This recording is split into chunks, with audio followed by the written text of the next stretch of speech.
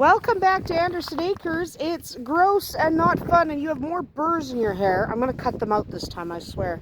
Love you. But it is mucky and icy and gross out here and windy.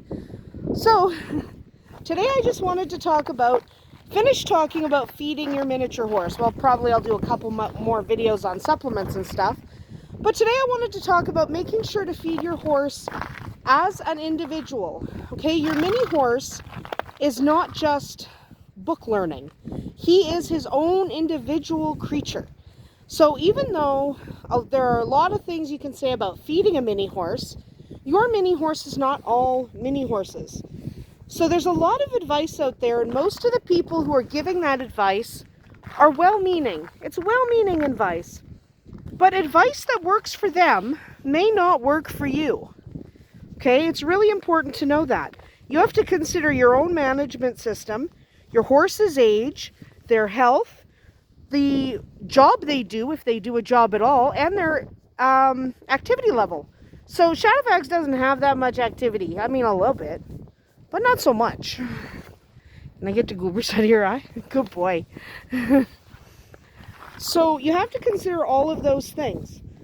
You have to consider if it's a working horse versus a pet. So I have a friend who drives her minis. She has 4 minis and she drives them.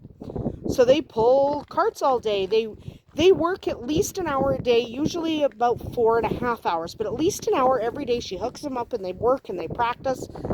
They obviously have different nutritional requirements than this little guy whose biggest activity is playing with tequila. So you absolutely have to account for the differences in what they do. You also have to account for just differences in what they can tolerate. Just like people, horses are different. Some people are lactose intolerant, some people are not. Some horses can handle alfalfa, some can't. So Shadowfax can eat all the alfalfa in the land. He has no ill effects from alfalfa. You give him beet pulp, and he not only gets a sore tummy, but he colics and then wants to die. So beet pulp is great for most horses, but Shadowfax can't have beet pulp. So when people are telling me, well, you should feed them beet pulp in the winter because in the wintertime they need to have, a little more bulk on their frame. No, not for Shadowfax. A lot of horses benefit, especially a lot of minis, benefit from beet pulp, not Shadowfax. So oh my God, look how dirty you are. Holy crow, I didn't even see that. Awesome.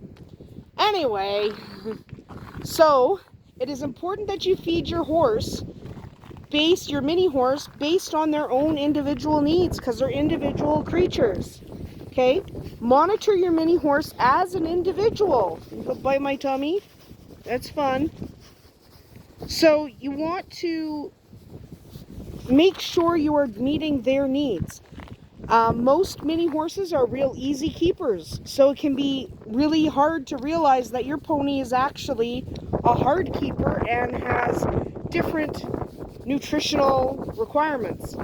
So most ponies need low starch, no sugar, all that kind of stuff, but your pony might not be one of the most ponies. He might be a little bit outside the norm, and it's important to know that, it's important to recognize that, and it's important to treat your horse as an individual. Okay? It's really important.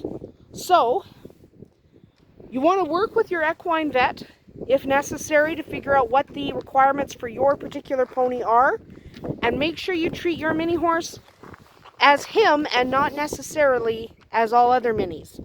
You might even have multiple minis and they might have different requirements. So all the well-meaning advice out there, even the advice from me, take it with a grain of salt because your pony is an individual. Make sure you treat your mini horse that way.